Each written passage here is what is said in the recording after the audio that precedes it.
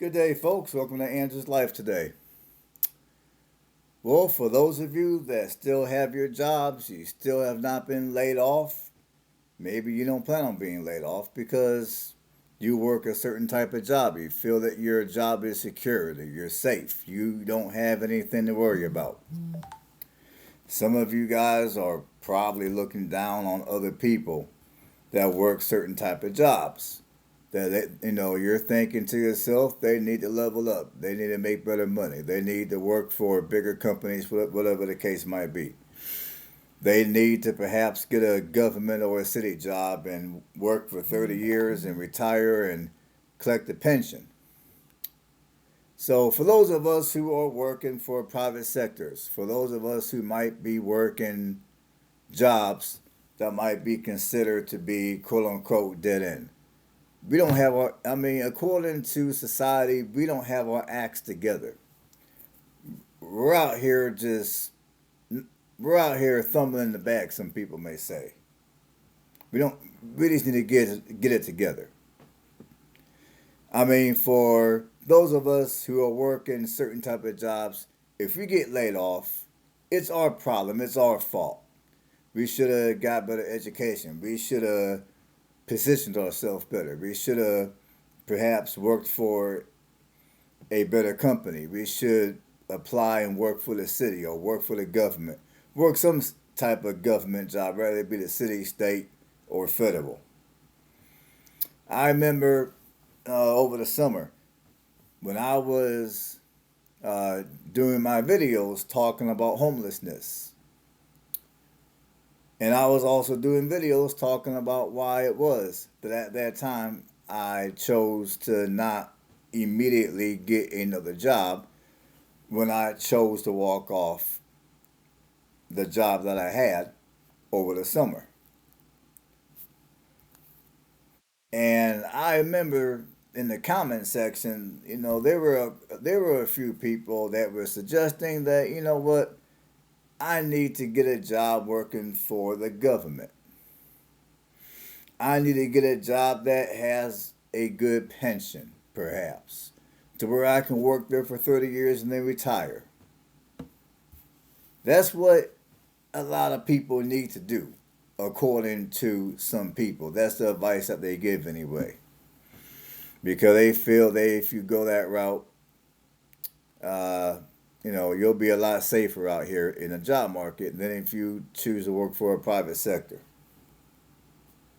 So my question to you guys is, how do you guys feel about that kind of information? How do you feel about that type of advice? Do you think that kind of advice is good advice, or do you think it's bad advice? That is my question for you people. Now, I'm going to play a video, and depending on what your answer to that question might be, maybe after you listen to this short video, your answer might remain the same. Maybe after listening to this video, your answer might change. So I'm going to play a little video here, and then I'm going to come back with additional commentary. Tonight, more than a dozen Roswell City employees are planning their next steps after their jobs were terminated just days before Christmas. The cuts come after the city passed its latest budget earlier this month. 11 Live's Joe Ripley joining us live from Roswell City Hall. So, Joe, what's next for these employees? Well, Jennifer, this all comes as a surprise to the 16 Roswell employees who were let go. The city says it is going to pay them through the end of this month, give them a severance package based on the number of years they served, and it will help them find other work. But this certainly counts as little consolation this close to Christmas. Joel St. Vrain started working for the city of Roswell when he was 14 years old as a part-time park counselor. My ultimate reason for working for the city of Roswell was to give back to the community as much as it gave to me growing up. Last week, the area parks coordinator walked into work and walked out, stunned. One day you're employed, and then all of a sudden you no longer have a job. Thank you very much. You're capped out with your severance. Have a good day. St. Vrain is one of 16 people let go by the city after passing the latest budget. City Administrator Randy Knighton says the budget includes 15 new positions to make Roswell a full-time fire department and money for police retention. He says the job cuts spread over different departments, many of which the city combined to cut costs. The timing is just based on the calendar year budget that we're implementing in 2025. Obviously, there's never a good time to lay off people. But for Sean Hamby, a 37-year city employee, it is with regret that we inform you that your current position is being eliminated. Whose wife is also out of work, the timing couldn't be worse. It's really sending a bad message to the employees that are there now. They're all worried. They're on edge. Joel St. Vrain has other ventures to fall back on, but he feels for those who dedicated decades to the city and now have to figure out their next steps just days before Christmas. We can go out and get jobs in the private sector and make a lot more money, but we choose to do something worthwhile to give back to our community. A former Roswell City Council person actually set up an online fundraiser to help those who were terminated. At last check, that fundraiser had raised almost $12,000. We're live tonight in Roswell. Joe Ripley, 11 Alive News. All right, Joe, thanks a lot. All right, folks, let's talk about this video for a minute. Well, this video should serve, it ought to serve as a cautionary tale for you people out here. Clearly, even when you have a job working for the city, you are still not guaranteed job security. Now, most people assume that because you work for the city, job security is going to be there. You ain't got nothing to worry about. You're safe in the economy. But this video proves otherwise clearly. Now, let me give you some basic information about Roswell, Georgia. Now, and let me back up for a minute. Now, sometimes when a city lays off or gets rid of a bunch of people like this, it's because, it might be a small hole in the wall city that might be going through financial difficulties. That does happen. But in this particular case, that is not the case. Roswell, Georgia has plenty of money. How do I know this? Well, for starters, it is a half hour north of Atlanta. Which Roswell, I'm not sure if it's considered a suburb of Atlanta or if it's just a city that holds its own. I'm not sure. Now, I looked at houses online in Roswell. The cheapest home in Roswell right now is priced at $270,000. Roswell is not a cheap place to live. And this house that's priced at $270,000 isn't even a house. It's a condo. It's a 2-room, 2-bath, 1,200 square feet. That's all you get, and you're paying $270,000. So yeah, Roswell is not a cheap place to live. And Roswell is also a growing city. As of the 2020 census, Roswell grew by 5.1%.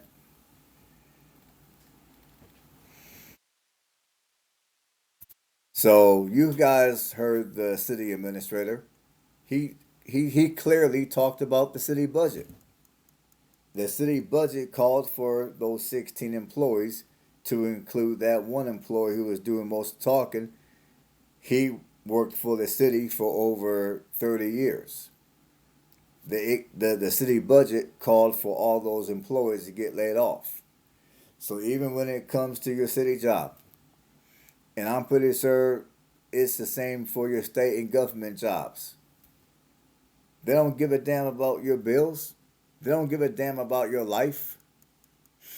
I mean, we're only a few days outside of Christmas. Guess what? They don't give a damn about Christmas.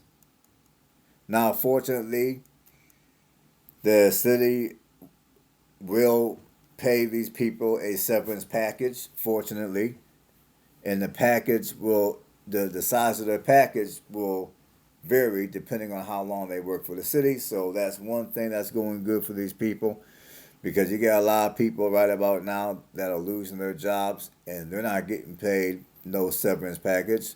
They're just simply losing their jobs and they're SOL. But also, this video should serve as a cautionary tale also because I forgot what I was going to say. Let me think for a minute. But another reason why this video should serve as a cautionary tale is because a lot of times we might get a job like this, a job working for the city, and a lot of us might get, we might get comfortable, for a lack of better wording. Like, you know, like sometimes you get a job like this, and you stay at the job for maybe 10, 20, 30 plus years. Not necessarily because you like the work you do, and sometimes it's not even because it pays a lot. You stay at the job because the benefits are good, or you're too afraid to take calculated risk and quit that job and do something that you more desire to do that might pay you a significantly better income. You're afraid to move around because you don't want to lose job security.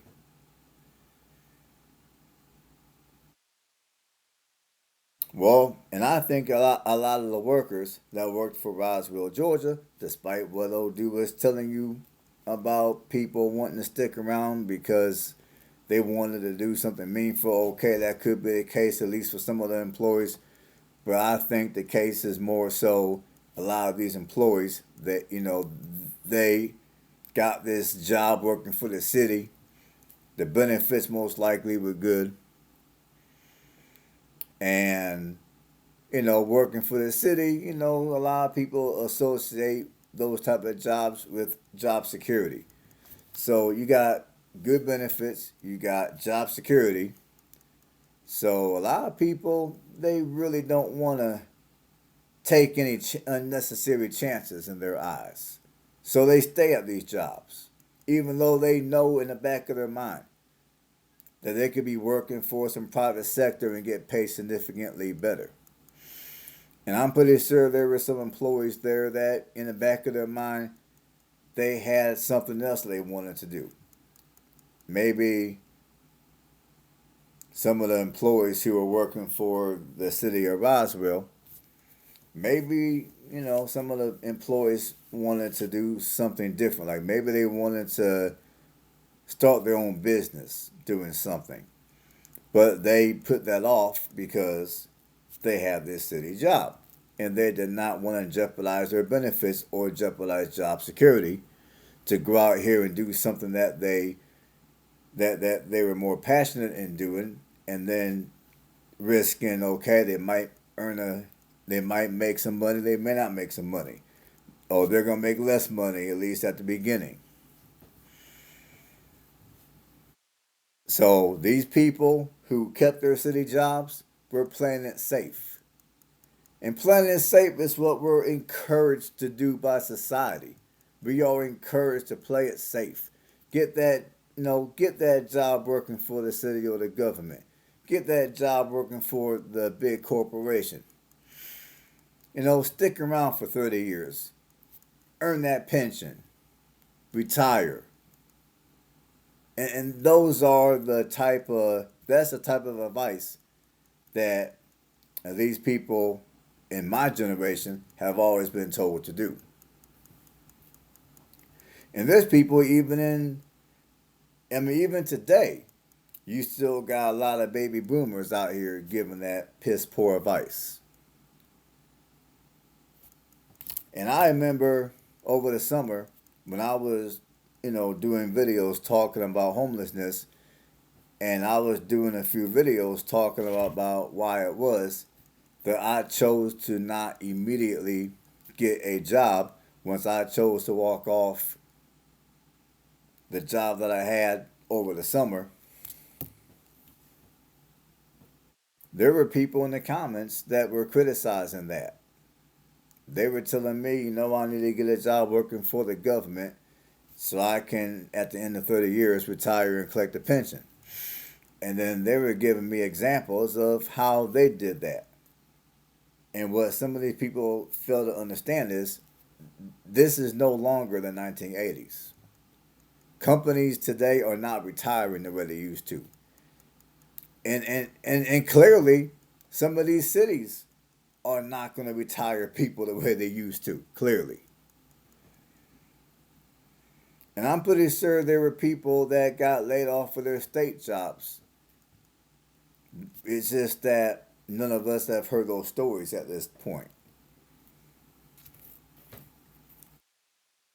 Oh, I would say another lesson that could be learned from that video I played a little bit ago is whatever dreams you have, whatever goals you have,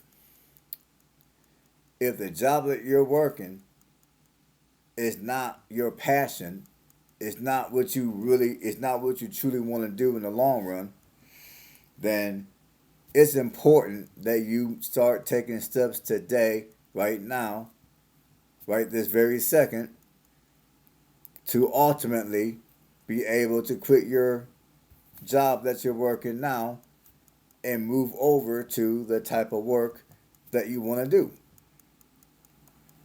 If the lifestyle you're living today is not the lifestyle that you really want to live, but you're living it because of the current job you're working, again, today, right now, right this very second, is a time to start taking the necessary steps to ultimately be able to live the life that you desire to live. If you allow these companies, if you allow your job to determine the rest of your life, the only thing you're going to be guaranteed is misery. Misery will be the only thing that you will be guaranteed. Now, for me, it took me a little bit of time to learn that. That if you allow your job or your jobs to determine the rest of your life, the only thing you will be guaranteed is misery. Remember that. There is no such thing as job security. Not no more. Not in 2024, 2025. This ain't the 1980s.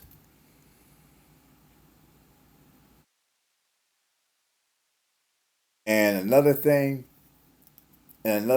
that we need to understand as a society is the work you do and the money that you earn doing the work you do does not define who you are as a person. Who you are as a person is who you are as a person, and that's it. Your job is a tool. It's a tool like this is a tool if I want to write something. This is a tool if I want to cut up some paper. And this is a tool if I want to make a phone call to somebody. Your job is a tool. It's a tool for you to be able to pay your bills. It's a tool for you to be able to plan for your retirement. And it could be a tool for you to learn some new skills so you can elevate yourself however you want to elevate yourself. Start your own business, get another job that pays better, whatever the case might be. Your job is a tool. Remember that. And on that note, I'm going to end it. I'm going to end the video right here. Thanks for watching. And stay blessed. I'll catch you guys on the next one.